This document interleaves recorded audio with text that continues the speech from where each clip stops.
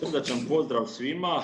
Moje ime je Danko Relić i pozdravljam vas u ime Centra za planiranje zanimanja Medicinskog fakulteta Sveučilišta u Zagrebu. Dobrodošli u današnji panel koji se održava ovim putem, a naziv mu je Rad liječnika pod nadzorom, kako napreduje, što možemo očekivati ove godine. Svi prisutni znate kako smo u zadnje 4 godine na Medicinskom fakultetu organizirali dane zdravstvenih karijera koje su zbog objektivnih razloga ove godine u nemogućnosti smo ih održati kao prijašnjih godina. Cilj nam je uvijek bio omogućiti pravovremeno i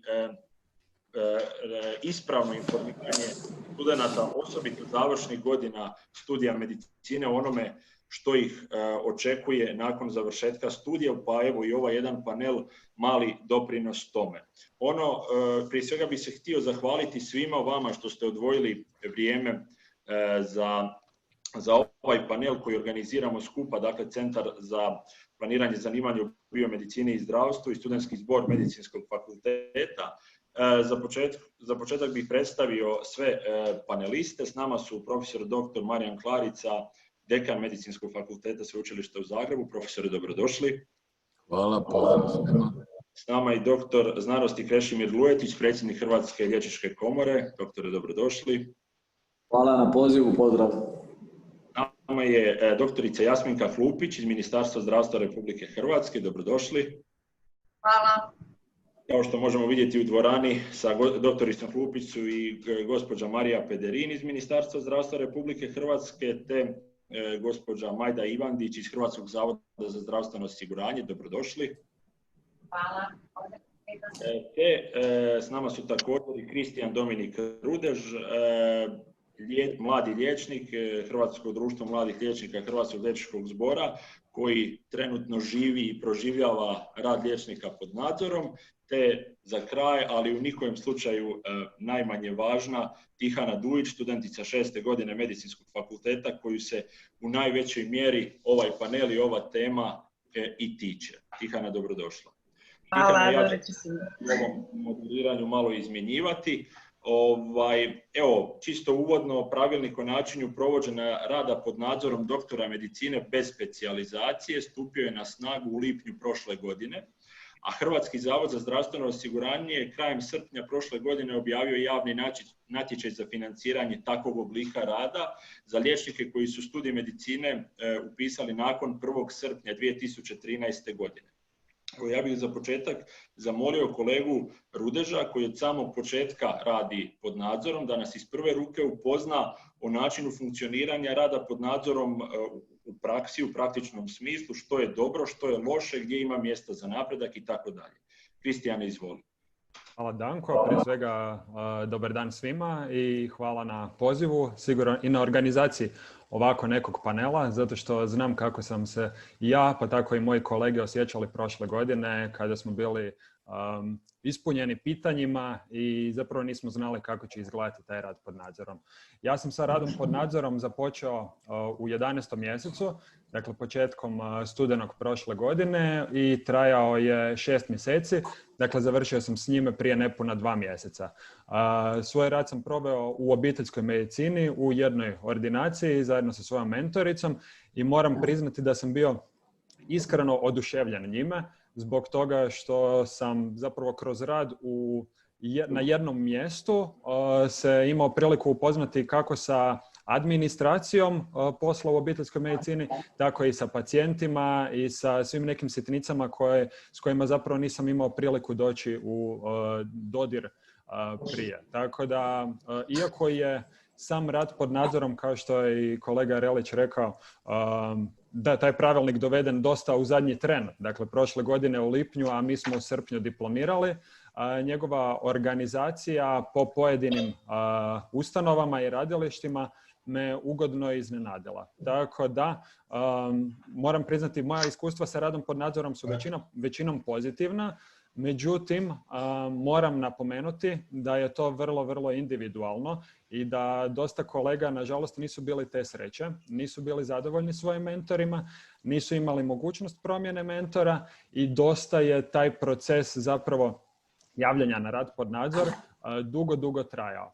nama su govorili da zapravo nakon što diplomiramo i nakon što možemo odmah dobiti licencu iz komore, mi možemo odmah započeti sa svojim radom. Međutim, to zapravo i nije bilo tako, jer na svim natječajima za posao za koje smo se mi teoretski mogli javljati, jedan od uvjeta bio je radno iskustvo. Tako da rad pod nadzorom koji nije obavezan, zapravo je postao obavezan ukoliko se želimo negdje zaposliti putem tih natječaja. U međuvremenu gledao sam baš danas i prošlih tjedana trenutno otvorene natječaje. Većina natječaja ipak ne zahtijeva radno iskustvo, tako da kolege koji će završiti ove godine faks će moći odmah se javljati na njih.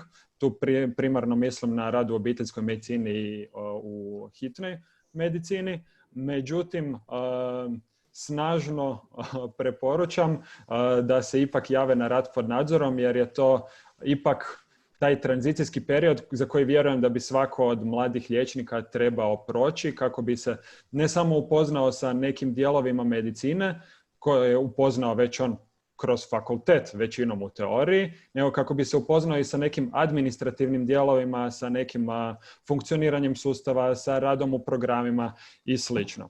Ono što bih još volio napomenuti prije nego što krenemo u raspravu je da, kao što je kolega Relić rekao, natječaj se otvorio krajem srpnja. Međutim, to zvuči dosta brzo nakon što smo mi početkom srpnja diplomirali.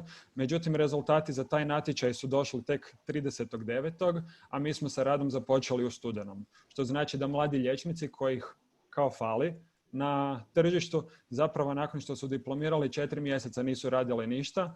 I imam kolege koji su doslovno radili u call centrima ili po skladištima prije nego što su mogli započeti svoj rad u medicini. Tako da vjerujem da je to jedno područje na kojem bi se moglo poraditi, da za one koji to žele, da dođu u mogućnost da započnu sa svojim radom što prije, a ne da moraju čekati, da kažem, 4 mjeseca.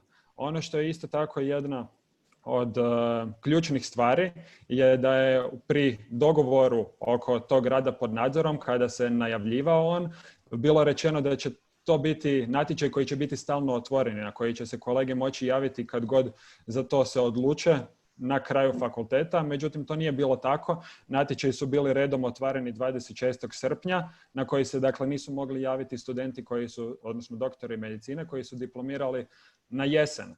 Oni su se mogli javiti tek sredinom studenog, a njihovi rezultati su došli tek u veljači.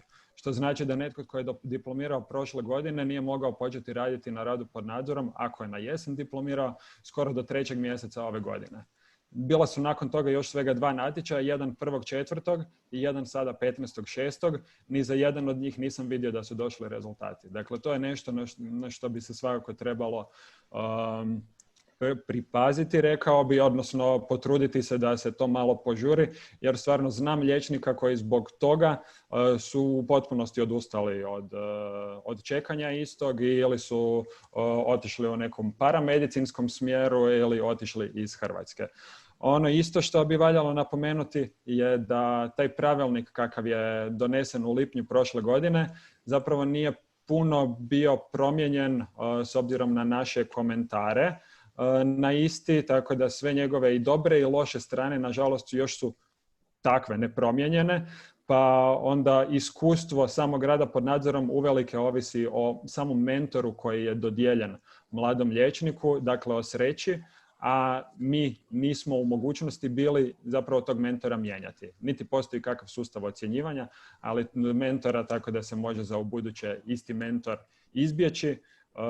Tako da to je isto nešto na čemu bi se moglo poraditi. I ono isto što je zanimljivo je da po trenutnom kolektivnom ugovoru uopće se liječnici koji su na radu pod nadzorom ne prepoznaju kao pojam, zato što je kolektivni, ako se ne varam, bio donešen prije nego što je uveden ovaj pravilnik o radu pod nadzorom, a ako je i nadopunjivan kasnije, sigurno nije nadopunjivan sa tim pojmom liječnika pod nadzorom, jer baš sam gledao, tako da se dogodilo da kod tumačenja brojnih prava ali i obveza liječnika pod nadzorom su znale pravne službe pojedinih domova zdravlja se pozivati na činjenicu da se mi ne pojavljujemo nigdje u kolektivnom ugovoru, pa da tako da za nas ne vrijedi ništa iz njega. Tako da brojne su tu sitnice o kojima bi se dalo raspravljati sad puno, ali znam da je trenutno naglasak na drugim stvarima kako u zemlji, tako u svijetu, ali mislim da nas to ne bi trebalo spriječiti da poradimo na onom čega smo svjesni da je manjkavo. Tako da siguran sam da će sad kroz daljnju raspravu se još dotaknuti i ćemo se dotaknuti i problema, ali i dobrih stvari, pa bih evo vratio riječ kolegi Reliću da započne sa panelom.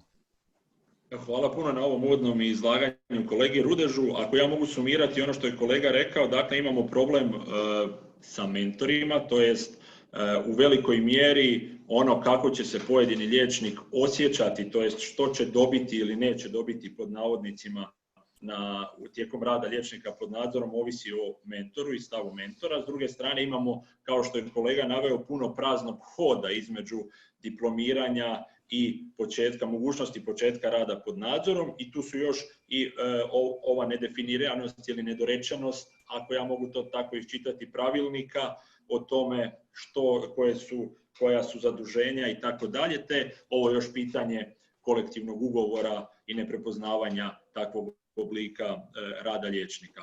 Evo, ja bih sad otvorio na ovaj dio raspravu, svi oni koji imate nešto za komentirati, reći, da pače, dobro ste došli. Pa dobro, koliko sam ja shvatio, ovo pitanja su više usmjerena prema kolegicama tamo u ministarstvu, jer su vezana za dužinu trajanja, dakle, natječaja, odabira kandidata. Dakle, gledajte, ovaj problem neujednačenosti, dakle, ovo što je kolega Kristijan naglasio, da ono ovisi o sreći kod koga ćeš biti, kakav ti je mentor.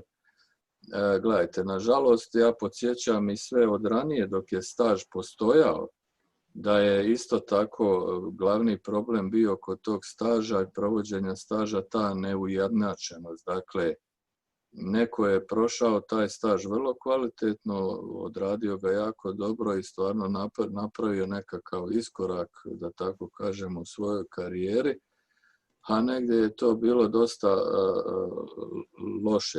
Čak je to bio jedan od glavnih prigovora da bi se zbog toga i trebao ukinuti staž. Međutim, zemlje koje imaju staž i koje ozbiljno brinu o karijeri svojih liječnika, one imaju dobro strukturiran staž i točno nakon određenih faza se gledaju ishodi, što je sve napravljeno, što je ostvareno i to je ujedno uvjet da se ide dalje kroz negdje, čak i kroz 2 godine koliko on traje. Tako da shvaćam da je to, recimo, dobro opažanje, ali to je jednostavno tako. Jel? Ali evo, ja bih molio da možda najprije kolegice iz ministarstva kažu vezano za ova prva iskustva, što muče i sada ove kolege koje su tu, a evo i vidim kolegicu koju to čeka uskoro. Evo, ja se slažem s profesorom, možda kratak osvrt predstavnica ministarstva i HZZO-a primarno na da li se može nešto napraviti po skraćenju ovih praznog hoda, to jest tih rokova, da to bude što operativnije, da ljudi ne čekaju toliko dugo, a s druge strane da se na neki način usmjeri mentore i da ih se pod navodnicima prisili da svoje kandidate i one koji rade kod njih pod nadzorom da budu što kvalitetniji u radu s njima. Evo, tiče javnih natječaja koji objavljuje Hrvatski zavod za zdravstveno osiguranje, točno je kolega rekao, 26. srpnja plan je bio objavljen javni natječaj. Međutim, u kontaktu s kandidatima mi smo dobili povratnu informaciju da bi oni htjeli do 31.8. da natječaj bude otvoren, da bi mogli prikupiti svu potrebnu dokumentaciju. Mi smo znači do 31.8. natječaj ostavili otvorenim i mjesec dana je trajala obrada natječaja. 400 nešto kandidata je bilo manje od mjesec dana, jednostavno Nemoguće da povjerenstvo gdje je predstavnik jedan ministarstva zdravstva, druge zdravstvene ustanove, ja kao treći predstavnik, manje od mjesec dana obradimo zahtjeve. Nakon toga 30. rujna je bila objava rezultata i sve je drugo na zdravstvenim ustanovama.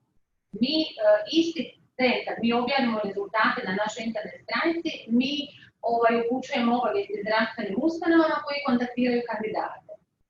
Tu je isto dosta veliki taj prazan hod kad odgovara i zdravstvenoj ustanovi da započne rad pod nadzorom u pojedinoj ustanovi i kod kandidata koji žele možda, neki kandidati, da imamo jako puno zahtjeva, ne žele odmah početi rad pod nadzorom, nego nakon nekog vremena. Što se tiče ove godine, 1. travnja smo objavili otvoreni javni natječaj za opće bolnice i taj natječaj je otvoren do 30. studenog. Svi kandidati se mogu javiti na taj otvoreni javni natječaj. Rezultati nisu objavljeni zato što se nitko nije javio. Javila se jedino jedna gospođa koja je kasnije odustala, kandidatki. Tako da nitko se na taj otvoreni javni natječaj za rad pod nadzorom nije javio. Ovaj prvi javni natječaj koji je za područje cijele Hrvatske za privatnik, odnosno doktore opće medicine, obiteljske medicine kao mentore, on je sad završen 26. lipnja. Rezultati će biti objavljeni na sljedećoj sjednici upravnog vijeća će rezultati biti objavljeni u srpnju. Znači, za sve te kandidate koji su se javili. Ova obrada zahtjeva sad, ovi kandidati koji su se javili do 26. lipnja, budući da njih manje, ta će obrada biti kraća, će na 2 tjedna, tako da će na sjednici upravnog vijeća u 7. mjesecu rezultati biti objavljeni. Ali svi kandidati se mogu javiti na otvoreni javni natječaj tokom cijele godine za opće bolnice, 23 opće bolnice, međutim, mi do sad nismo zaprimili niti jedan zahtjev. Tako da, što vi kažete, izgleda kao dosta vremensko razdoblje da je to veliko od trenutka objave natječaja, odnosno od trenutka završetka studija, od trenutka kad netko počinje raditi. Međutim, radi se o obradi svih zahtjeva. To je problem što svi zahtjevi se moraju obraditi i mora se donijeti odluka upravnog vijeća sa izborom kandidata. Mi možemo skratiti rok do kad traje javni natječaj. Međutim, dobim onda informacije s terena da fakulteti nisu imali dovoljno vremena izdati dokumente. A sad je vrijeme godišnjih odmora i zbog toga smo mi stavili do 31. odmora. Nema problema, ako vi smatrate da to treba smanjiti, taj rok mi ćemo smanjiti, je to nikakav problem. Ali ne znam kakva će biti informacija, kako ćemo dobiti povratnu informaciju kandidata koji završi sad. Ja sam siguran, evo sad samo Dominik je pola minute, ja sam siguran da je jedan od faktora što sad nema puno prijavljenih i taj što je tek u srpnju najveći dio liječnika, to je studenta medicine diplomira i onda ajmo reći na neki način priljev puno veći. Dominik, izvoli. Evo, ako je to sad natječaj koji je otvoren 1.4. koji će biti otvoren sad do daljnjega, onda svi koji sad diplomiraju će se moći javiti na njega. Tako da je to već jedna dobra stvar. Ono što bi isto možda bilo dobro za razmisliti s obzirom na, a sad i ponukani epidemiološkom situacijom, tu ja ne vidim da je prezahtjevno što se tiče skupljanja dokumentacije, bodovanje i rangiranje samih kandidata, budući da se, koliko sam proučavao, boduje trajanje studija, odnosno prednost ima onaj sa kraćim trajanjem studija, a ako netko ima jednako trajanje studija, onda samo prosjek. To je sve što je već u sustavu, tako da bi se to stvarno dalo, mislim, digitalizirati i to ne prezahtjevno, mislim da ne bi to bilo prezahtjevno, a sigurno bi skratilo proces za nekoliko mjeseci i vama uveliko olakšalo nego da morate prolaziti kroz tu svu dokumentaciju ovako u papirnatom obliku. Znam da u Sloveniji oni tako imaju i navodno su jako, jako zadovoljni time. Hvala, evo ja se mogu složiti sa Kristijanom, a dobri primjeri kako se u ovoj situaciji globalnoj puno stvari automatiziralo i digitaliziralo su s jedne strane i medicinski fakultet Sveučilišta u Zagrebu koji je u sve stradao i jako u potresu, a s druge strane i Hrvatska liječnička komora koja već nekoliko godina uvodi digitalizaciju. Pa evo pitanje za doktora Vujetića, s obzirom da sigurno i vi imate informacije s terena o provedbi rada liječnika pod nadzorom, kakve su informacije do vas došle, i pitanje vezano za odgovornost u radu liječnika pod nadzorom. Što bi se dogodilo da liječnik koji radi pod nadzorom pogriješi i kako bi se etičko povjerenstvo komore postavilo prema kolegi koji radi koja se zove rad pod nadzorom? Evo, moram prvo reći da mi malo internetska veza izgleda preskače, tako da zadnji dio pitanja nisam čuo, ali vjerujem da se tiče ovog etičke komponente, odnosno odgovornosti rada samog liječnika pod nadzorom. Dopustite prije odgovora na pitanje da pokažem samo jedan graf. Svi u zadnje vrijeme zbog epidemije gledamo grafove, pa znamo prepoznati određene krivulje, je li tako? Znamo prepoznati šta je linearno, šta je eksponencijalno. To smo svi naučili, mada nismo statističari ili matematičari. Dakle, ovo je graf koji, vidite, ima eksponencijalni rast. Ovo je broj odlazaka mladih liječnika iz Hrvatske bez i dana staža u Republici Hrvatskoj, a diplomirali su nakon 2013.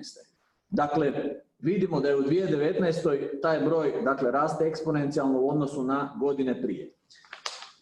Zašto sam počeo sa ovim grafom? Počeo sam zato što on najbolje pokazuje kako mladi ljudi vide perspektivu u hrvatskom zdravstvenom sustavu i Republici Hrvatskoj općenito. Ako uzmemo samo jednu činjenicu u obzir, a to je kolega Rudež rekao dobro, da je on prošle godine u ovo vrijeme, odnosno otprilike prije godinu dana, još nije znao kako će izgledati nastavak njegove profesionalne karijere, hoće li to biti rad pod nadzorom, hoće li se pravilnik donijeti, neće, onda to jasno govori da nemamo onu pravnu sigurnost, da nemamo jednu konstantu propisa i da čovjek kad upiše medicinski fakultet ne zna na koji način će on krenuti u zdravstveni sustav. Kad krene u zdravstveni sustav ne zna na koji način će sljedeći korak napraviti iza njega. O tome može bolje kolegica studentica 6. godine reći i to je, čini mi se, jedan od razloga zašto je krivulja, ponavljam, ovakva. Što se tiče nas svih, dakle, uključenih u ovaj proces, i ministarstva, i HZZO-a, fakulteta, komore, udruga, mislim da moramo zajedničkim djelovanjem činiti sve da perspektiva liječnika u Hrvatskoj bude bolja. A u to se naravno uklapa i rad pod nadzorom. Rad pod nadzorom je donešen pravilnikom, komora je bila za jednu drugu varijantu, dakle za na neki način povratak staža sa jasnom strukturom, sa duljim trajanjem, ali rekli smo na onome ko donosi odluke, a odluke donosi politika, odnosno Ministarstvo zdravstva, je i odgovornost onda u konačnici za provedbu ovakvog oblika ulaska, odnosno tranzicije iz statusa studenta u status samostalnog liječnika. I dekan Klarica već je nabrojao i kolega Rudež neke probleme koji su tu u pitanju. Što se tiče ovog natječaja koji je otvoren od 1.4. i kako je rekla kolegica iz HZZO-a, dakle on je trajno otvoren. Evo samim tim da kolega Rudež, možda i nisam siguran da je znao za njega ili nije, tako da i mladi liječnici nisu dovoljno očito upoznati sa postojanjem ovako otvorenog natječaja, pa evo, i meni je prva informacija da on postoji, to pozdravljam i to je ono što smo zapravo od početka rekli, da ne bi trebalo po 6 mjeseci čekati natječaje, pa onda evaluacija, prijava, pa onda nakon toga objava i sve birokracija koja slijedi iza toga, nego da to bude jedan sustav otvorenih vrata gdje kolege nakon završetka fakulteta dinamikom koju eventualno i sami žele, dakle rekla je i kolegica da neki ne žele odmah početi, dakle da bude otvoren natječaj, da se kolege javljaju. Ali ujednačenost, mentorski sustav i sama struktura rada pod nadzorom čini mi se da ostaje i dalje pitanje. Dakle, mentorski sustav koji nije stimulativan u smislu da se ocjenjuje, vrednuje najbolji mentor, dodjeljuje određene nagrade, pa i stimulacije financijske ako treba. Evo ja ću samo reći primjer Slovenije gdje oni imaju jedan dvostruki sustav ocjenjivanja svojih mentora za vrijeme specijalizacije, ali isto tako i za vrijeme staža gdje oni dižu tu razinu ocjenjivanja mentora i dodjeljivanja nagrada za najbolje mentore na jednu visoku razinu, gdje je velika čast u struci biti u vrhu najbolje ocjenjenih mentora. Znači gdje se to i javno publicira i gdje samim tim dolazi do jedne pozitivne kompeticije. Što se tiče strukture, sada je rad pod nadzorom strukturiran tako da kolega kad dobije posao radi tamo gdje se javio, znači ostaje na tom mjestu ako nije došlo do neke promjene. Ono što bi bilo dobro ako se odlučimo za promjenu pravilnika je da se može 2 mjeseca raditi u jednom sustavu, dakle ne znam, vanbolničkoj hitnoj, pa 2 mjeseca u drugom, 2 mjeseca u trećem, a ne da se isključivo bude na jednom mjestu na koje se kolega javio i da se što više radi na tom ujednačavanju, a naravno tu su dakle odgovorne same ustanove, odnosno mentori. Što se tiče pitanja etičke prosudbe prekršaja, komora ima povjerenstvo za etička pitanja, odnosno za etiku i deontologiju i povjerenstvo za stručna pitanja. Dakle, može i po jednom i po drugom teoretski pitanju doći do određenih propusta ili pogrešaka. Naravno da su povjerenstva samostalna i neovisna tijela koja to procjenjuju. Tu vidim jednu ne sasvim jasnu poziciju mladih ljudi, mladih kolega po ovom pravilniku. Naime, postoji institut supotpisa, ali nije jasno što znači taj supotpis u pravnom smislu. Ja nisam pravnik, ali oni svi imaju odobrenje za samostalan rad, a onda pravilnikom uvodimo institut supotpisa. Dakle, odgovornost bi očito bila podijeljena između jednog i drugog. Nadam se da će takvih slučajeva biti što manje, ako bilo bi najbolje da ih ne bude uopće. Hvala puno. Evo još prije nego što prepustim kolegici Tihani riječ, jedno pitanje za profesora Klaricu.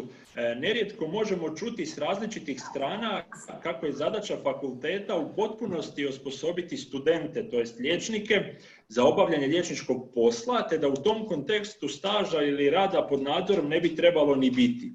Možete li se osvrnuti na takve komentare i je li to doista tako?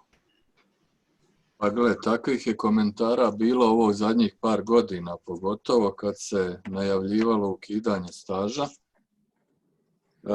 Gledajte, standardni program medicinskih fakulteta koji su akreditirani na kraju krajeva od strane Europske unije, a i naše agencije za vrednovanje visokog obrazovanja pokazuje koliko mi sati moramo imati, što su ishodi učenja medicinskih fakulteta. Dakle, u tim programima nije predviđen staž u onom smislu kao što se to smatra stjecanjem iskustva.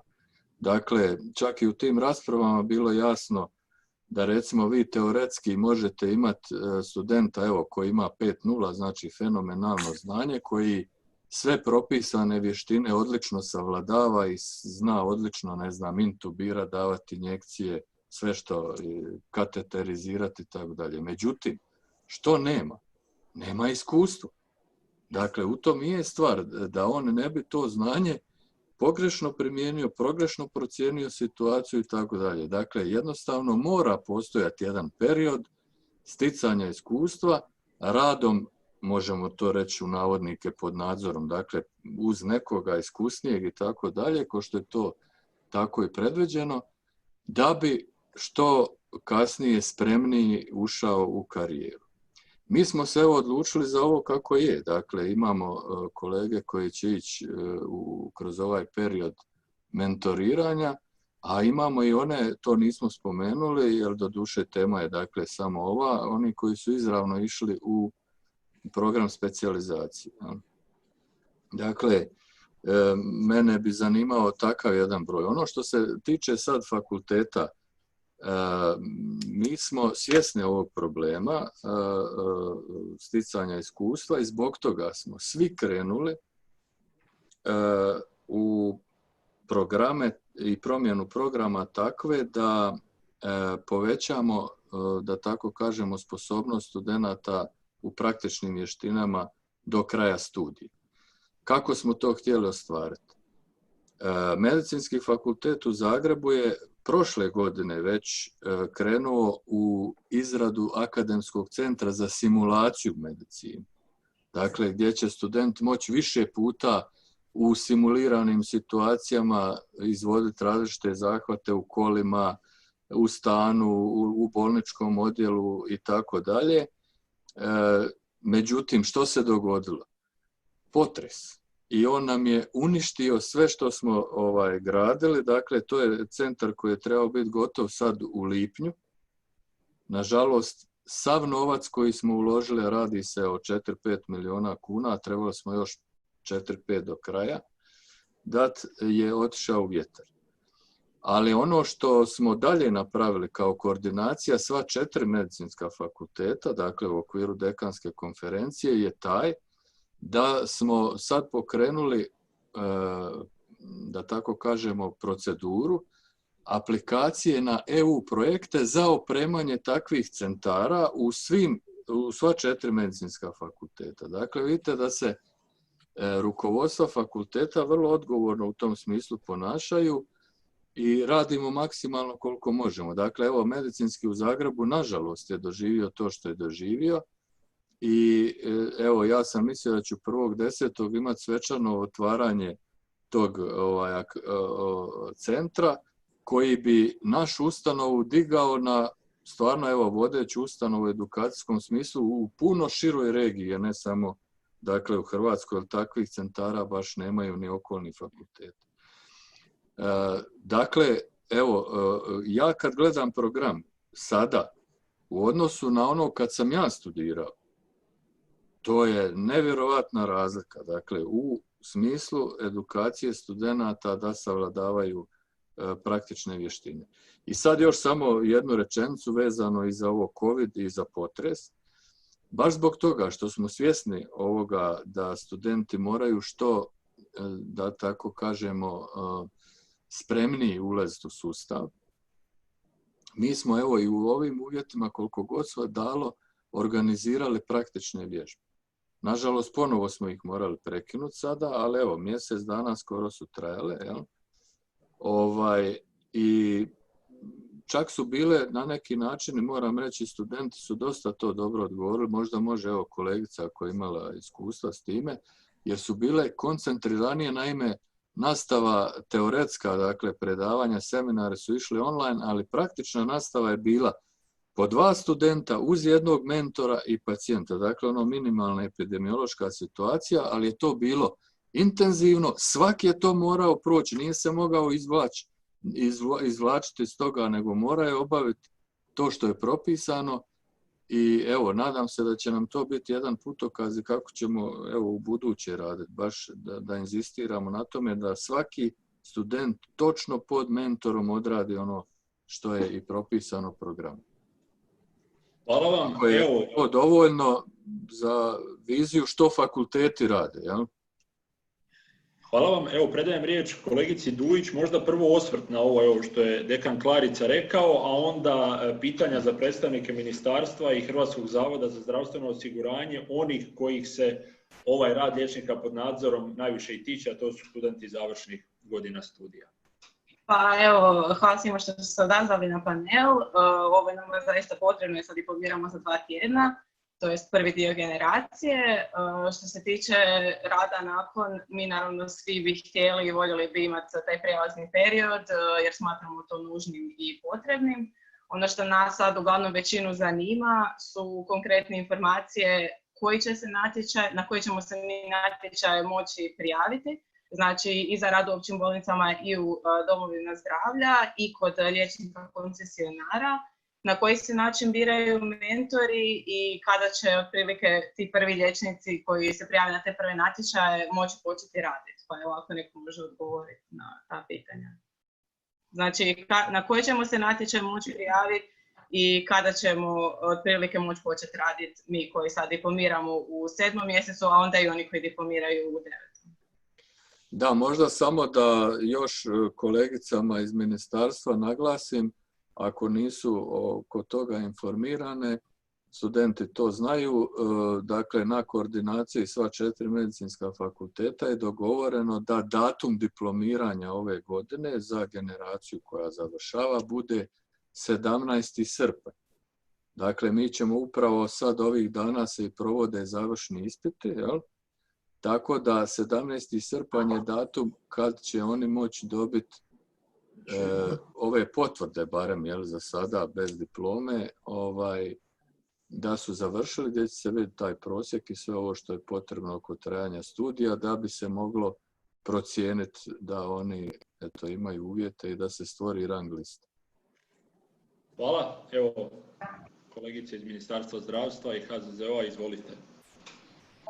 Što se tiče javnog natječaja, upoznati smo s ovim 17. kao datumom, nakon toga, tjednu nakon toga će biti objavljen javni natječaj, znači na koji ćete se moći javiti, ne samo na taj, možete se javiti na otvoreni javni natječaj za opće bolnice.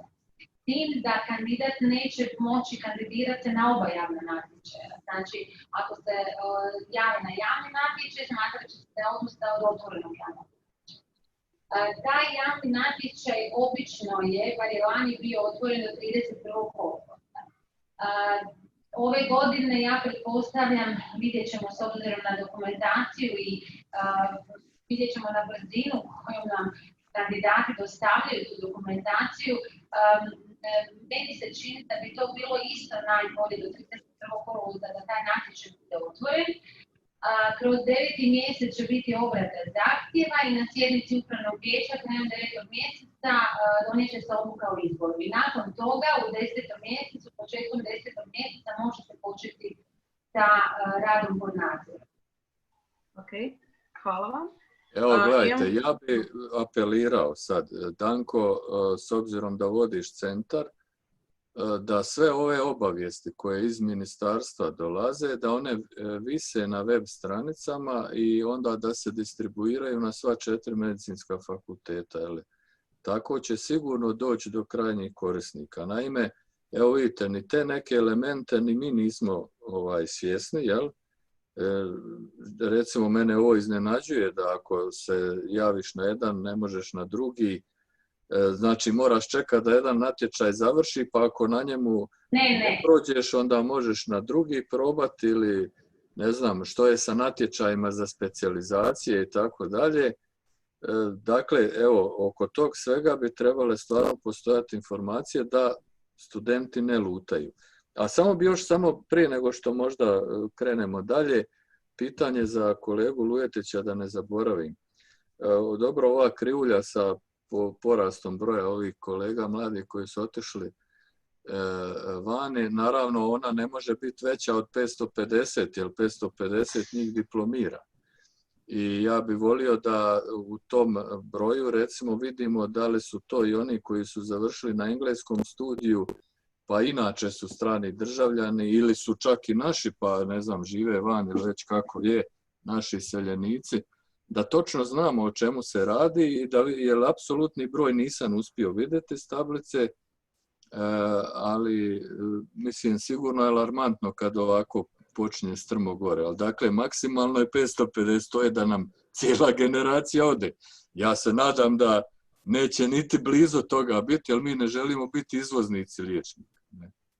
Evo, broj je za sad 47 u 2019. Znači nismo još ni blizu 500 i 550, ali kad krivulja ide ovako, to je alarmantno. A mi ćemo napraviti dodatnu analizu koliko je to studenata, državljana, eventualno stranih državljana koji su ovdje diplomirali. Napravit ćemo još tu analizu. Ono što sam htio pitati ovdje, zapravo i meni je ostalo nejasno. Imamo 2 natječaja koja se sad spominju. Jedan je otvoreni natječaj za opće bolnice, ako sam dobro shvatio, od 1.4., jel tako? I on je negdje do 30. studenog ili tako nešto, do 30. studenog, jel? I na njega se može ovaj čas javiti bilo koji mladi liječnik za rad pod nadzorom, jel to točno? To je 112 mjesta otprilike koliko je dokumentaciju staje natječaj. Da, to je to, što je objavljeno na našem web stranici. 12 slobodnih mjesta ovog časa na natječaj se mogu javiti svi, evo i kolegica Tihana, čim završi. Da, ok. A uz to iće natječaj dodatni, koji će imati nekakav rok do, ne znam, 31.8. Zašto? Postoji li pravni razlog zašto imamo jedan otvoren kontinuirano, a drugi je ovako povremeno? Da, ovaj natječaj koji će biti otvoren sad, znači tjedan nakon tog 17. srpnja, točno ne znamo koji datum, to je natječaj koji je otvoren za KBC, za znači sve druge ugovorne zdravstvene ustanove osim općih bolnica i za koncesionare. Da, shvaćam, ali zašto postoji ta razlika? Jel postoji pravni temelj ili ne znam, mora biti tako ili? Išlo se, odnosno vodilo se računa o tome da svi oni kandidati koji žele na općim bolnicama kojih nema na području Zagreba, jer u Zagrebu imamo ograničen broj mjesta, ovi KBC i zavodi za hitnu i koncesionari, oni jednostavno imaju ograničen broj mjesta kandidata koje mogu naravno primiti. Opće bolnice su u tom sistemu, rekli ste, samo 112 njih objavilo, jako su, kako bi rekla, oni imaju jako puno mjesta koje nude tokom cijele godine i ne može se taj broj nikako popuniti. Jednostavno, kandidati se jako malo javljaju za opće bolnice. A velika je navala na KBC, na zavode za hitnu medicinu, dobro, kod koncesionara isto je velika navala, ali to je u redu. Jedan koncesionar primi jednog kandidata za rad pod nadzorom. Išlo se za tim da te opće bolnice koje imaju stvarno veliku potrebu i stalno objavljuju ta slobodna mjesta, da se daje njima mogućnost da jednostavno kandidati se usmjere i na opće bolnice. Imam tu jedno pitanje, ako može. Izvoli. Znači, kako je prošle godine bilo, svaki kandidat je imao pravo prijaviti 2 radna mjesta. I dešavalo se da ljudi prijave 2 radna mjesta, a da ne upadnu ni jedno, a da nisu svjesni toga do kraja natječaja i na neki način ne mogu promijeniti svoju odluku i onda se nađu u situaciji da moraju čekati drugi natječaj. Možda bi bilo logičnije da onda ljudi nekako ranije saznaju da neće upast na niti jedno mjesto, pa da se onda mogu prijaviti možda i na taj natječaj za opću bolnicu ako žele. Jer ovo je dosta isključivo da se mogu prijaviti samo na jedan.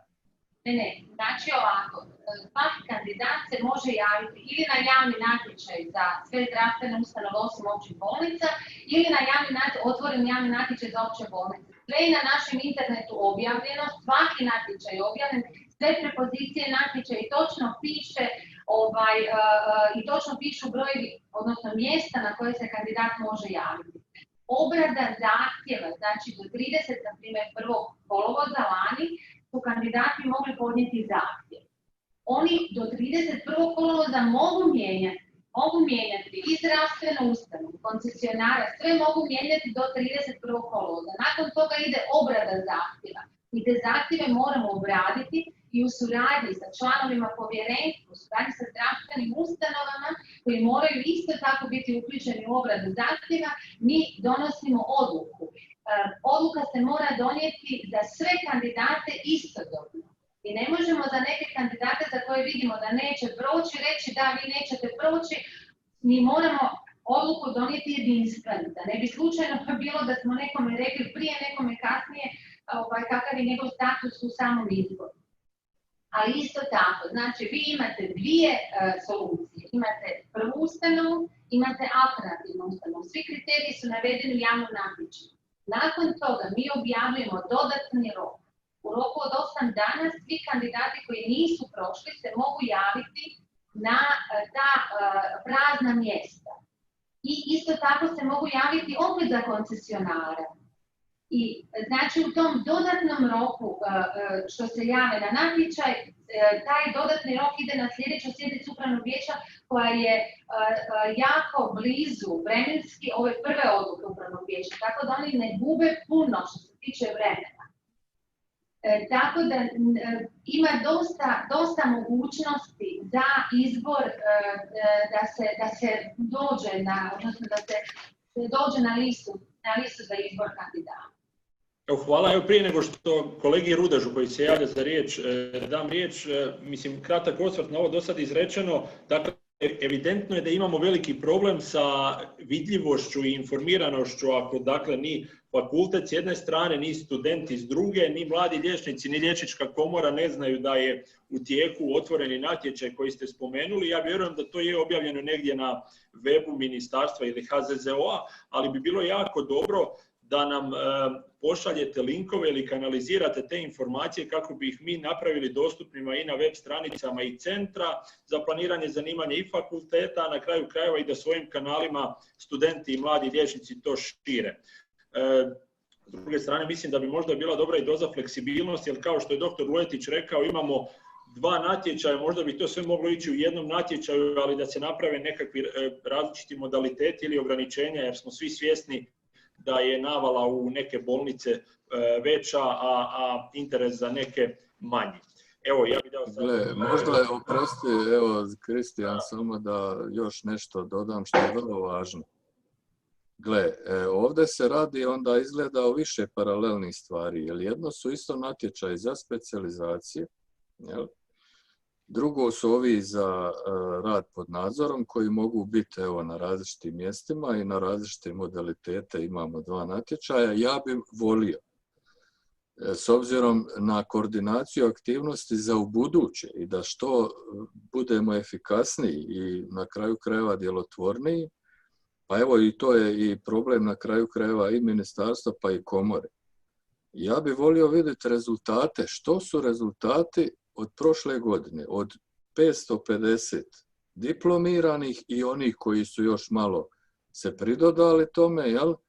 Koliko je njih otišlo na specijalizacije, dobilo specijalizaciju, koliko je njih na stažu i to, i da li je onda to ta razlika od 47 koji su nam otišli vani, da vidimo jesu, znači mi pripremili samo 500 mjesta na ove 2 modaliteta, dakle specijalizacije i mentoriranje, ili ih imamo 600, 700, ja ne znam, mislim, mi smo u onim svim razgovorima, kad smo govorili o promjeni staža, govorili da će sustav progutati sve liječnike koji diplomiraju. Dakle, naravno uvijek će jedan dio odlaziti, jer mu je izazov otići vani, ali, dakle, sustav bi morao moći odgovoriti na to da apsorbira sve diplomirane mlade doktore. E sad, je li to istina ili nije istina? Ili kompliciramo s natječajima, pa ne samo što, evo, ljudi ne znaju šta će biti, pa onda odlaze gdje mogu, ali pazite, mi kao svi su ključni sudionici ovog procesa moramo biti u tom dijelu odgovorni, ali prije svega informirani, da vidimo stanje. Dakle, mi moramo znati te brojke. Evo, prostite što sam upao, ali mislim da je važno. Informiranost je vrlo važna i ključna. Recite, gospođo Pederin.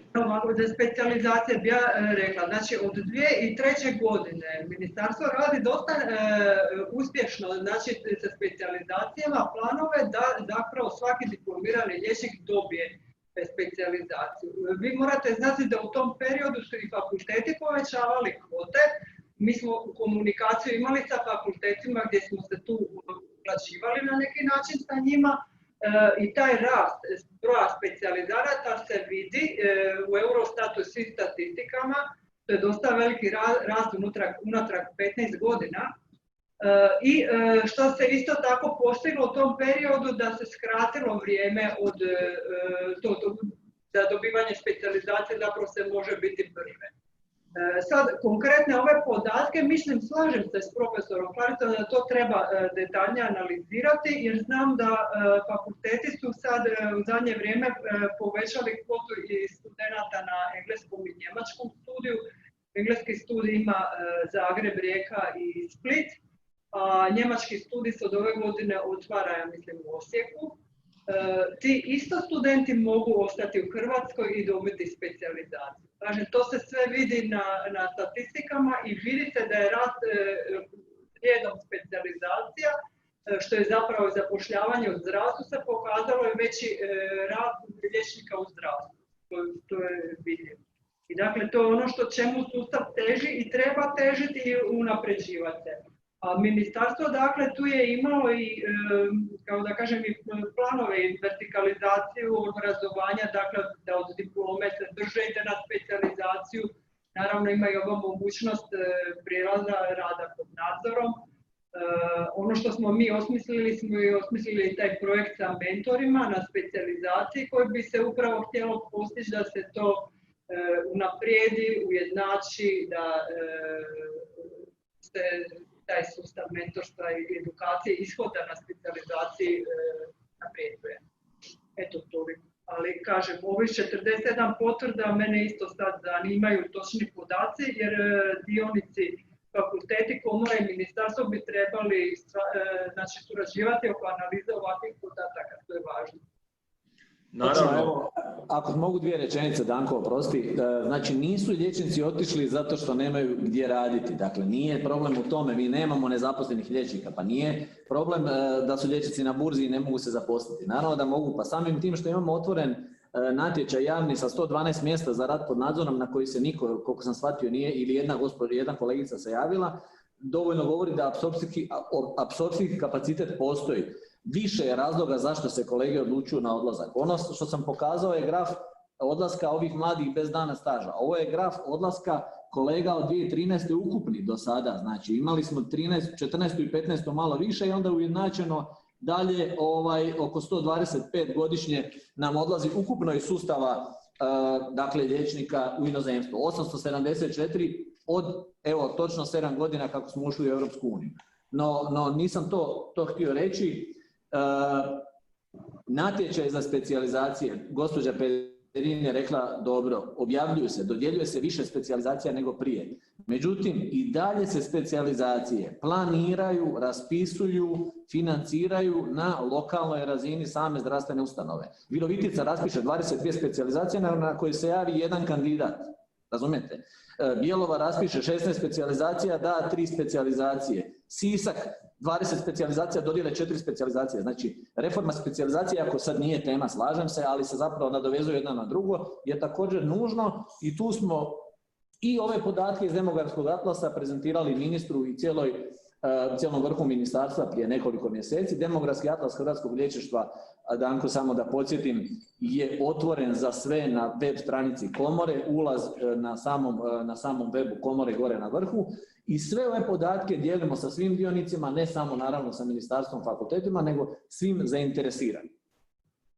Mislim da je treba ih analizirati isto zajednički, jer ako sami ističete 41 potvrda da je nekakav problem, onda znači treba uparivati podatke između fakulteta, komora i ministarstva koje dobiju specijalizaciju ako se želi pažljivo planirati.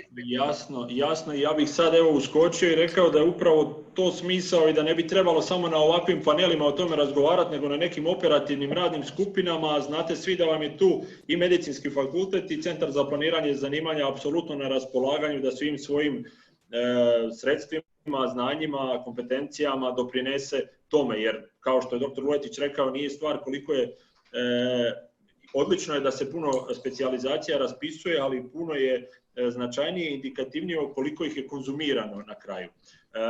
Kristijan se javio za riječ dosta prije. Htio sam samo još postaviti pitanje vezano uz ova 2 paralelna natječaja koja će sada biti otvorena i ovo što je rečeno da se kao može mijenjati izbor ustanova sve do zadnjeg trena, dakle do kraja 8. mjeseca. Pa nije mi baš jasno na koji točno način, s obzirom da se treba poslati prijava u papirnatom obliku i rukom se treba napisati koje ustanove, u kojoj bismo ustanovi htjeli obavljati rad pod nadzorom, pa onda ako je to već poslano, na koji se način to može izmijeniti. A drugo je zapravo prijedlog. Prvi bi bio onaj koji bi bio najsretnije rješenje po mom, da bude jedan natječaj koji je stalno otvoren i da bude jedna tablica sa dostupnim svim radilištima na kojima se može obavljati rad pod nadzorom i da se to osvježava na mjesečnoj razini. Recimo svakog prvog u mjesecu sva mjesta koja su se popunila se maknu iz te tablice. Tako da se onda mladi liječnici mogu javljati kroz cijelu godinu i da to bude taj jedan natječaj na kojem će biti i opće bolnice i klinički centri i dakle ordinacije obiteljske, odnosno domovi zdravlja. A sada, ako to nije moguće, pretpostavljam da je sad vrlo već vremenski teško to izvesti, barem da se uz ovaj otvoreni natječaj za opće bolnice ostavi mogućnosti da stalno bude otvoreno, da se javljaju mladi liječnici za obavljanje tog rada pod nadzorom kod koncesionara. Jer oni i tako nisu navedeni u popisu, nego samo trebaju ispuniti onaj dokument da oni ispunjavaju sve uvjete za edukaciju mladog liječnika, tako da ne vidim razloga da to nije otvoreno kroz cijelu godinu, pogotovo za one mlađe kolege koji bi htjeli obavljati u obiteljskoj medicini rad pod nadzorom, a iz nekog razloga nisu u mogućnosti javiti se na ovaj natječaj koji je otvoren do kraja kolovoza. Što se tiče izmjene zahtjeva i dokumentacije koja se nama šalje, sve se može slati elektronskim putem, upravo COVID-a mi smo apsolutno sve, ništa ne treba nići ni poštom, niti osobno, sve može elektronskim putem. Zahtjev, izmjena zahtjeva se može, samo na zahtjevu se napiše izmjena zahtjeva. Evo, tako potpišete, tako da vi možete, odnosno kandidati koji će se javiti, mogu do kraja 8. mjeseca, ukoliko neku uzad nisu, ne znam, primijetili početku vakancije ili koncesionara žele, mogu mijenjati. Mi apsolutno svaki taj zahtjev uvažavamo i idemo za tim da vaše želje svih doktora koji završe, one su nam najvažnije. Tako da što se toga tiče, izmjene zahtjeva nema problema do 31. kolovoza dok je otvoren natječaj. Što se tiče ovog otvorenog javnog natječaja, mi smo upravo s time išli da mjesečno se mijenja broj, odnosno da na mjesečnoj razini mi objavljujemo broj slobodnih mjesta. KBC i sve ove druge ustanove, malo je to, pokušali smo, malo je to preveliki sustav da možemo, odnosno hvala na sugestiji, možemo još jednom pokušati, međutim, meni se čini, eventualno za koncesionare možemo vidjeti da ovaj otvoren javni natječaj bude otvoren tokom cijele godine, možda bi to bilo najbolje rješenje. Hvala vam, Tikana, izvoli. Evo imam još par tehničkih pitanja. Znači, za kolege koji diplomiraju u 9. mjesecu, oni mogu se prijaviti na ovaj otvoreni natječaj za opće bolnice. Ovaj drugi natječaj za KBC-ove i za domove zdravlja i za koncesionare, kada će otprilike biti za njih otvoren? Čim se objave rezultati, znači rezultati se objave 30. rujna, negdje sredinom 10. mjeseca. Ok, imam još jedno pitanje u vezi rada kod koncesionara. Na koji način je u ugovoru regulirano to da se HZZO isplaćuje plaće koncesionarima? Da li je to svaki mjesec ili se to refundira? Jer bile su neke priče da nekim kolegama nije redovito sjedalo nešto tako. Ja ne znam, iskreno možete nas kontaktirati pa da vidimo u čemu je problem. Svaki koncesionar znači, mora isplatiti plaću, to je ugovorom definirano, isplatiti plaću kandidatu. I onda se refundira od nas. Ta refundacija dođe u roku par dana. Ja sam osobno za to bila zadužena, tako da vam mogu garantirati da svaki koncesionar je u roku od par dana dobio svoj povrat sredstava. Ok, i imam još samo pitanje u vezi mentorstva. Na koji se način biraju mentori i da li svaki mladi liječnik može sam sebi birati mentora i predlagati mentora kojeg bi volio da mu bude mentor u radu pod nadzorom? Pa pravilnik je to propisao da listu tih mentora donosi ravnatelj zdravstvene ustanove, osoba koja je ovlaštena zastupa trgovačko društvo ili privatnik koji nosi te privatne prakse. Propisani su koji su znači, uvjeti da bi netko bio mentor. Sada način samog izbora on nije propisan, tako da može vjerojatno u dogovoru sa ravnateljom neko kazati. Evo, ako se mogu samo ubaciti. Ograničenja u tom odnosno ili koncesionara nekog komu odgovarao, zato što isto, znači mentor koji je glavna zadatak da je zapravo savjetnik da pomaže tome specijalizantu se upisuje, bi ipak trebala biti neka sklad između te djela. Tako da te neke osobne preferencije mogu biti. A kako se onda, to se onda mora napisati u zahtjevu ili kako se to onda traži ako želite isključiti nekoga za mentora i za... Dakle, HZZO u natječaj ne obuhvaća odabir mentora, ono obuhvaća samo naknadu financiranja zdravstvenoj ustanovi ili koncesionaru. To kod provedbe se može vjerojatno dogovoriti sa ravnateljem. Dakle, to ustanove unutar sebe organiziraju i isto svaka ustanova na svoj način dodjeljuje. Neki dodjeljuju nasumično, neki ispituju vezano uz mjesto, recimo stanovanja, ako se radi o domu zdravlja, da izabereš gdje ti je netko bliže, neko uopće se ne zamara time i dodijele nekog nasumično. Tako da to ovisi od ustanove do ustanove. Da bi samo se nadovezao, ako mogu iskoristiti priliku vezano uz mentore, s obzirom da mentori mogu biti kao OHBP-ima, dakle u bolnicama, svi oni koji imaju više od 2 godine rada i iskustva u hitnoj, pa ne samo i oni koji rade cijelo vrijeme u hitnoj. Jedna kolegica moja je tako u jednoj bolnici se javila na rad pod nadzorom i dodijeljen joj je mentor koji ne radi cijelo vrijeme na hitnoj, nego samo pojedine dane. I ona je morala dolaziti cijelo vrijeme na posao, dok nitko drugi nije htio preuzeti odgovornost za nju. Tako da nije ništa radila za vrijeme dok nije bilo njezinog mentora u hitnoj, a on je dežurao recimo jednom tjedno. Tako da bi možda trebalo isto poraditi u tom pravilniku malo na boljem definiranju toga tko može biti mentor u bolnicama, ili tamo stoji da je mentor dužan osigurati kao nadzor, odnosno nadgledanje nad mladim liječnikom za vrijeme njegova odsustva. Ali ako je taj mentor odsutan 80% vremena, onda ne znam koliko ima smisla da taj mentor bude zapravo mentor tom mladom liječniku. Hvala. Mogu ja? Može. Aha, da izvolite. Evo, samo, dakle, vezano uz ovu organizaciju provedbe rada pod nadzorom, evo, moram priznati da mi u ministarstvu nismo zaprimili pritužbe, bilo kakve druge komentare od strane mladih liječnika što se tiče proteklog perioda, dakle kad je ta prva generacija, da tako kažem, išla na rad pod nadzorom. A takve informacije su nam i vrlo bitne da bi mogli i djelovati, odnosno da bi mogli nekad i ciljano i u konkretnom slučaju poduzeti određene mjere. Tako i ovo što je sada kolega Rudeš spomenuo, dakle taj jedan slučaj. Ja evo pozivam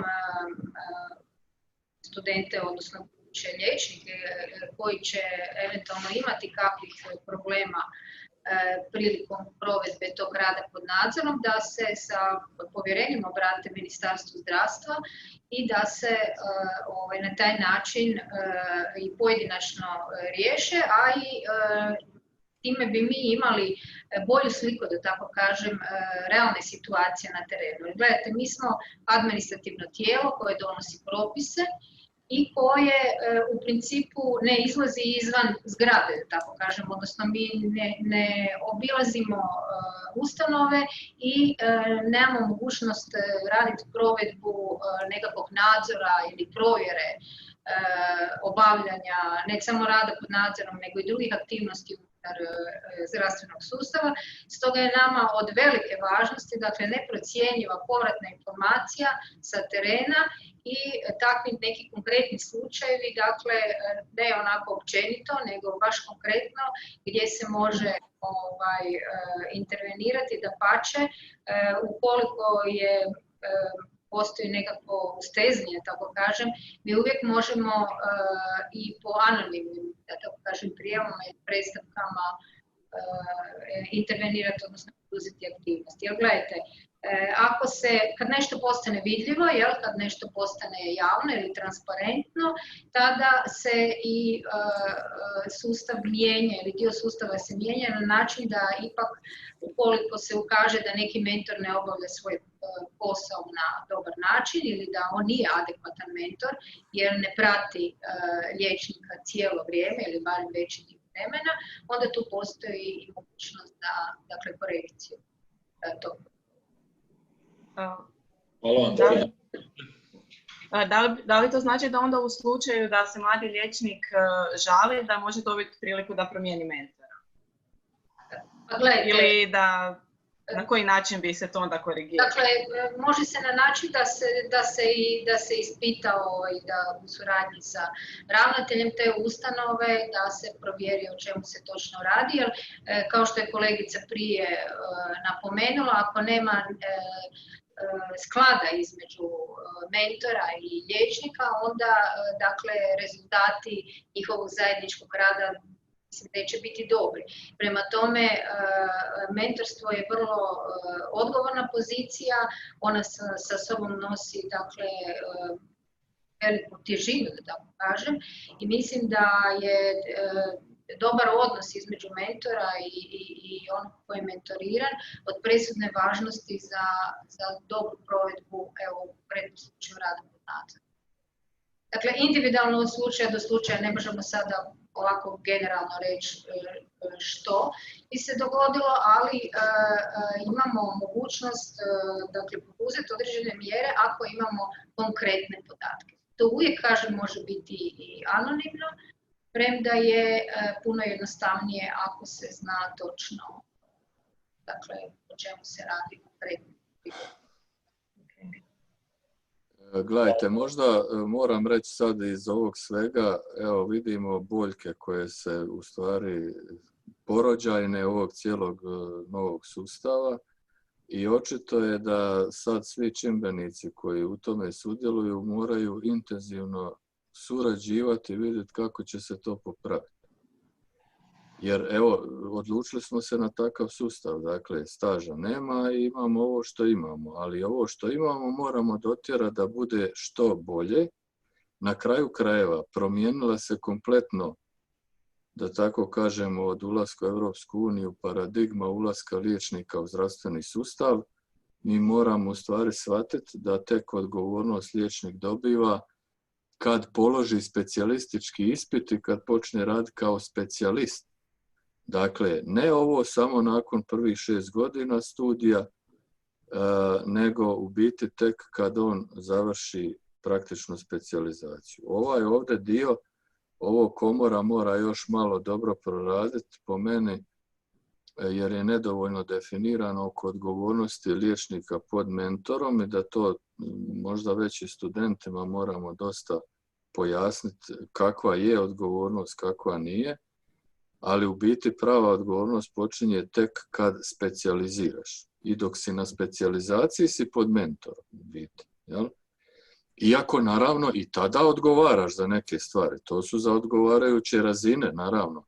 I to to nekako u sustavu kad si u bolnici dok specijaliziraš to se i upoznaš s tim. Ali ovo s mentoriranjem pod nadzorom tek na početku to moram reći da ne vidim da je to jasno definirano i da to moraju svi čimbenici biti svjesni i mentori, pa i ministarstvo i komora i sami mladi liječnici.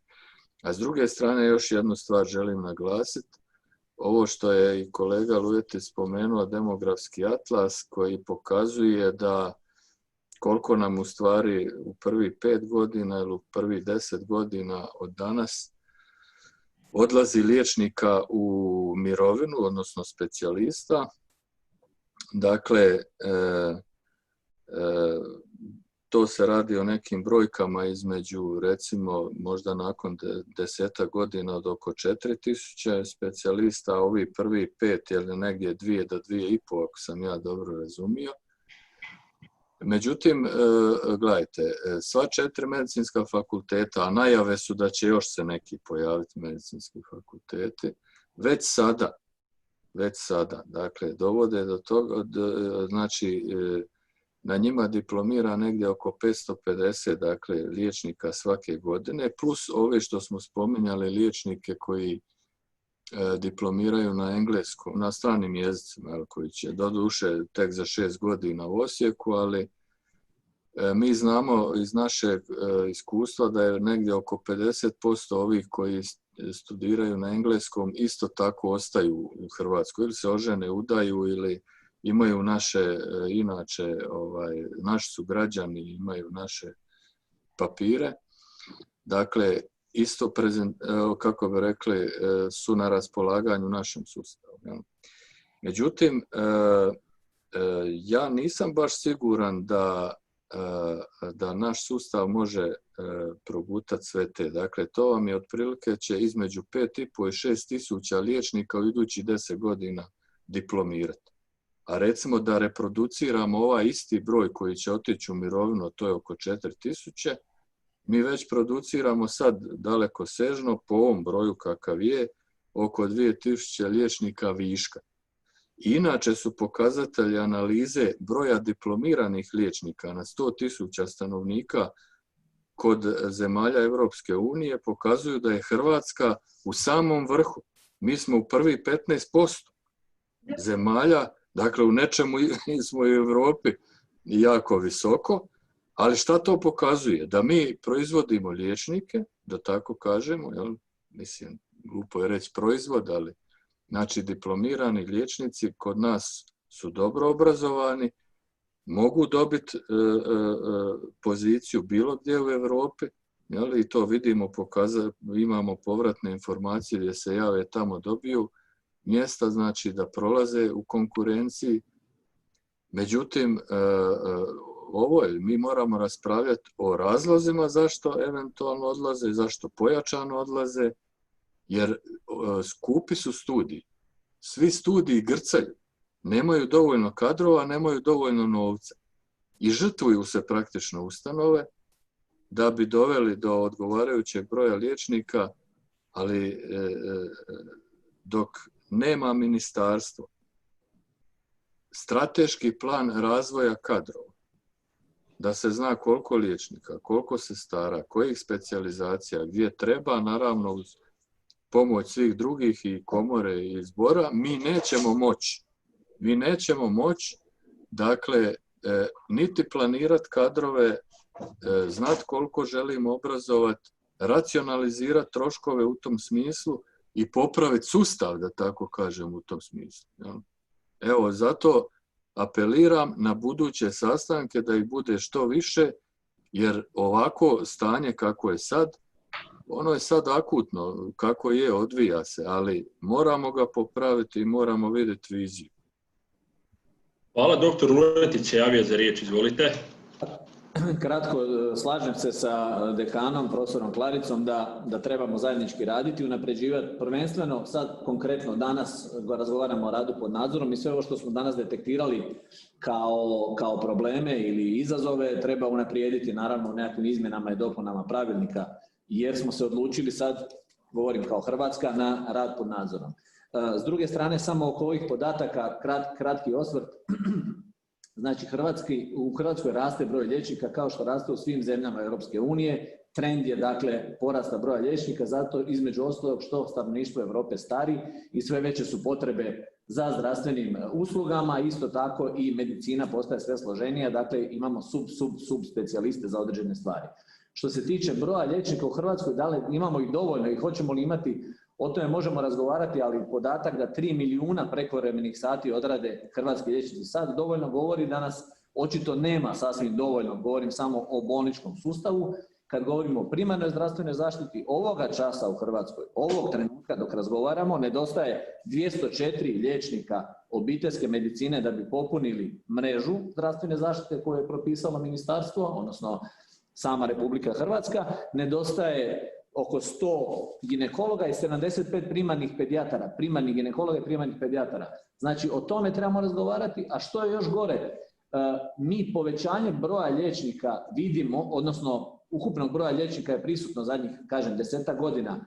Kad govorimo gdje su oni su većinom ove mlađe generacije u bolničkom sustavu. U primarnoj zdravstvenoj zaštiti kohorte kolega između 50 i 55 i 55 i 60 godina su znatno veće od kolega od 30 do 40 godina ili do 45. Dakle, tu nam se otvara još jedan veliki izazov u narednih 5 godina, 600-tinjak obiteljskih liječnika otići će u mirovinu, a istovremeno sad na specijalizaciji za obiteljske medicine ovaj čas imamo oko 200 liječnika.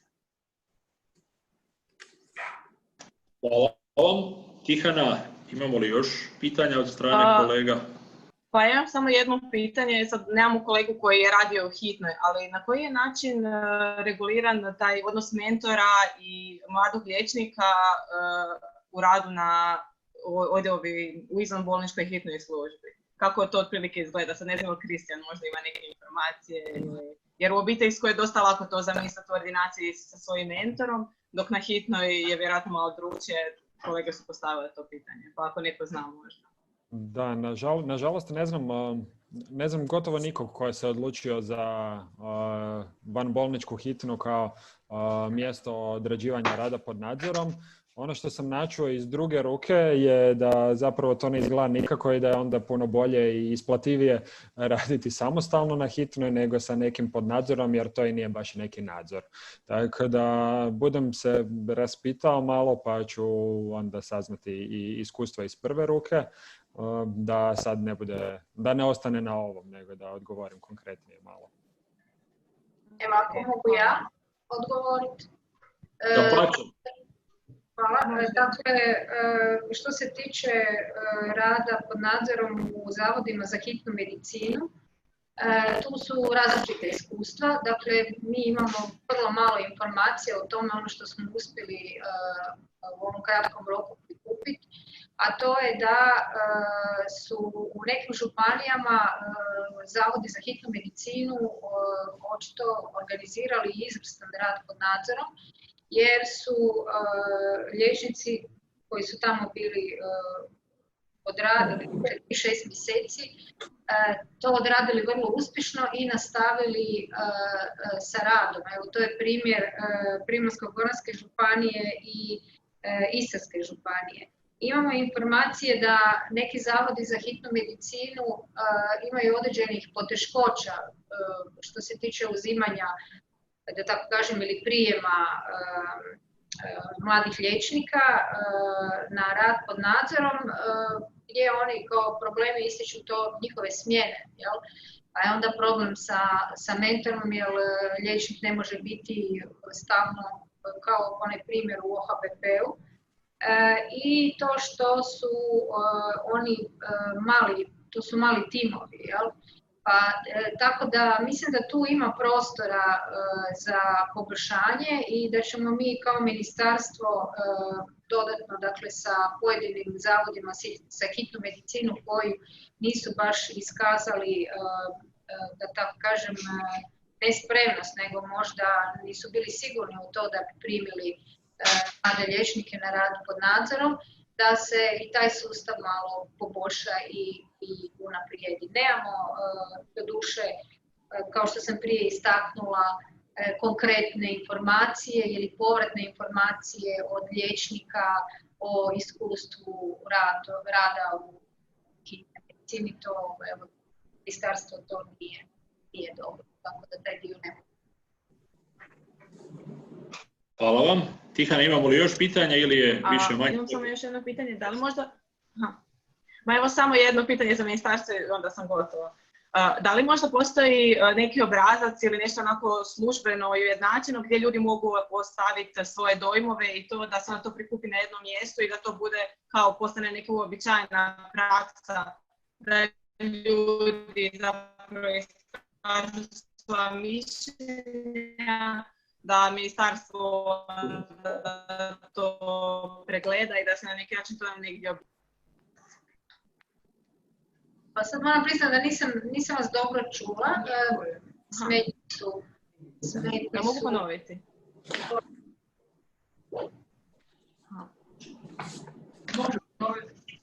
Možete ponoviti?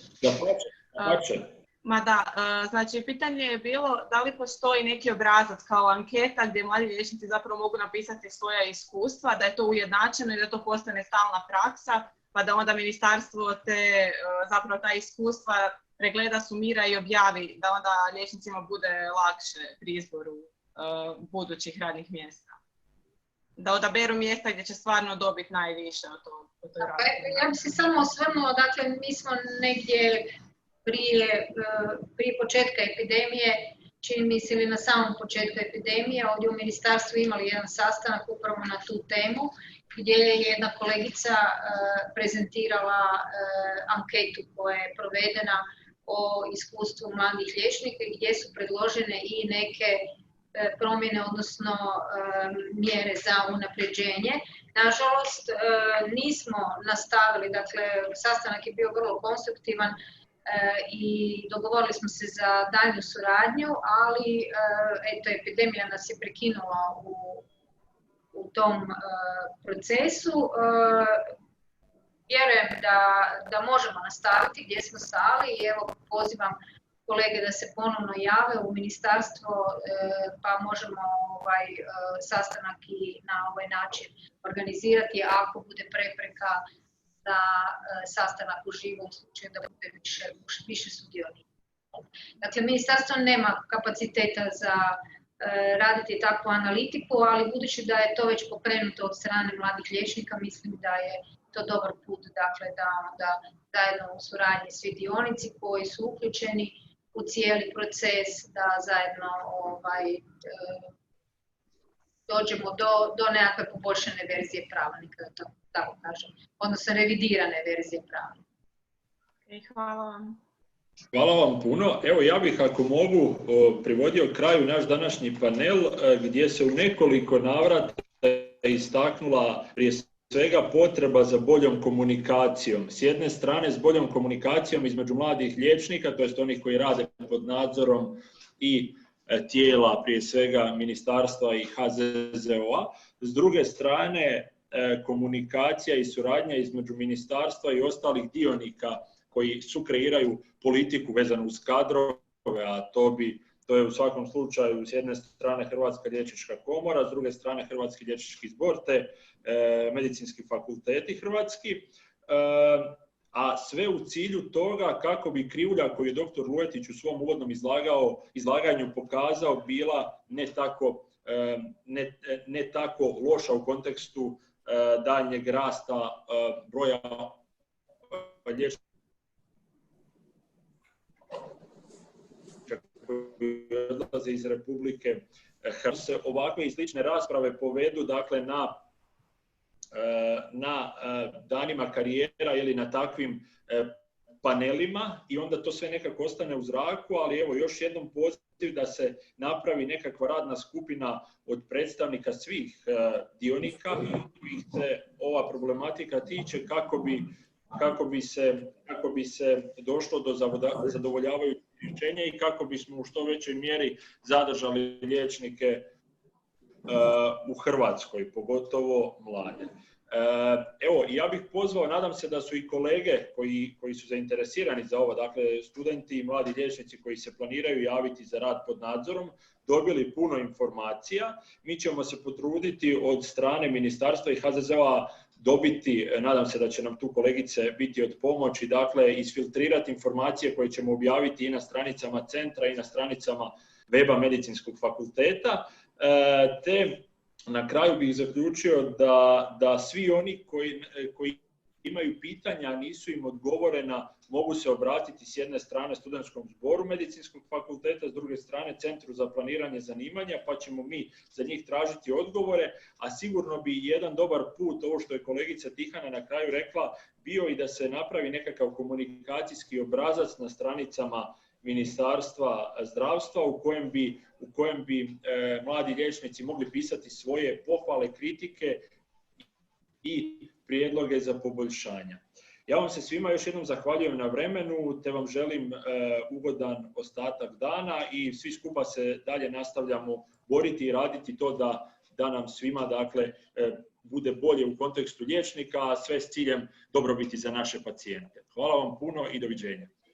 Doviđenja. Hvala.